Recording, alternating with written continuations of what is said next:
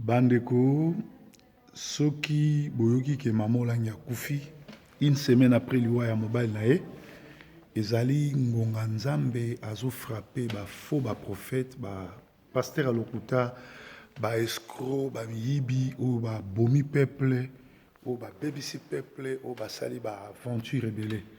Boyebi bien ba aventure nini olangi tous les deux couples ba sali, olangi nde aboti ba shege. Bana ba yakine église akangi bango bandoki olia délivrer bango te bana ba komba shege ba shege nde ba yeko bota ba kuluna bango ba boti ba massacre nyos basali. Alors olangi soki ameko yebisa bino ke akufa ki asekwi, donc atikala yeko kufa te stratégie ba monter pour na koluka popularité et puis pour na koluka olia bato mbongo asala ba vanti boyebi ndenge ebale mbongo asalaka na tango ya Mobutu, mais Mobutu azaki mayele akangaki corps wana emata na avion te pour alingaka sekwa. Alors soki bayebisi bino ke asekwi seki akufaki na ye te, eza ba montage basalaki pour bapiller bato, mais bayeba ngo ke Kanambe a décidé bato tout bapesaki ba faux prophétie, bato tout ba dirigeaki na ye baliaki ne bale bambongo ne baide te akoboma bango moko moko. Eza par hasard te ke mobali akufi une semaine après bakundi mobali mwasi akufi. Mais ceux qui a sali aventure, le col balembonge qui a séqué, vous comprendre que ça, lycée quoi, ça aventure. Mais, et c'est un abuno, boye bake, Marcelo Tounasi, Kankenza, Sonic Kafuta, Koutino, na moi Snemi Koutino, Mukuna Léopold, Mukuna Oyo, ya bo changer chaîne Oyo, à sa publicité masanga pe, à Kendarumuna Banganga.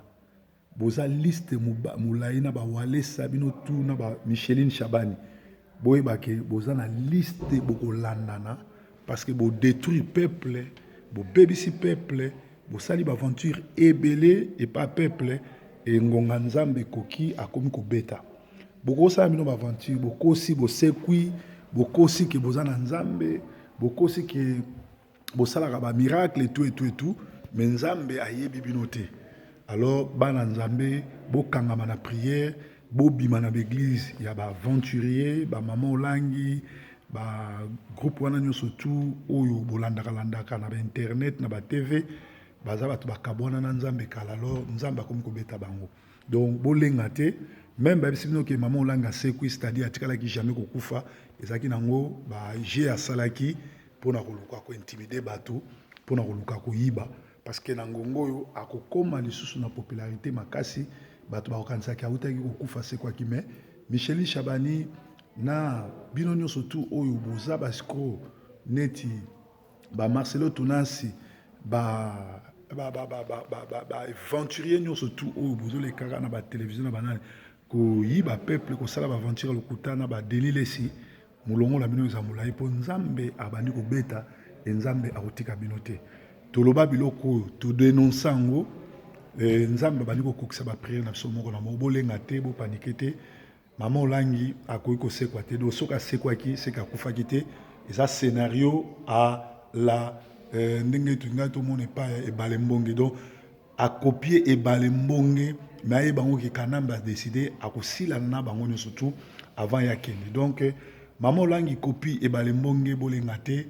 liwa na ye akokende kopema na reporter mais akokende ali felo parce que aza mutu ya misala mabe et na se ya mokili awa abebisi ba couple ba foyer atindiki bana ebele libanda pe lelo oyo ayibi mbongo ebele yango moni bana ne ye moko aprometa bato mabala aprometa bato ba voyage banini me bana ne babala te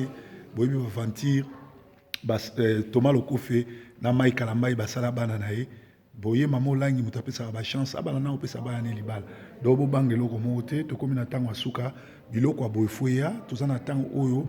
diabolo asi akoti na église bomona ba sorcier nyonso ba charlatan nyonso tout lelo bakoma na église ba pasteur ba prophète mais bato lokuta Léopold Mutombo azobimisa bato miseleke te na kobimisaka bato ba Thomson na makolo soki azalaki na nzamba solo congolais aza na pasi mpona nini te na place obimisela bato ba poisson na miseleke te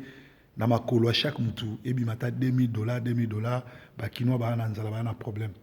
boye bango ke kalami te guerre ezokota na Congo po ba soldat Angola bazo se réchauffer po attaquer Kabila ki ko batama na Kasai alinga te bilia ke bikoki akokufa pe akosila na bato mosusu batoms azali moko ya bato ale moloto atombolaki ayedaki mais atoms azali complice ya liwa ya ale moloto donc baza barescro bamiyibi ngonga nzambe ebeti bakoleka moko bakolanda mari misamu na lifelo calamité merci proverbe 30 depuis Manchester.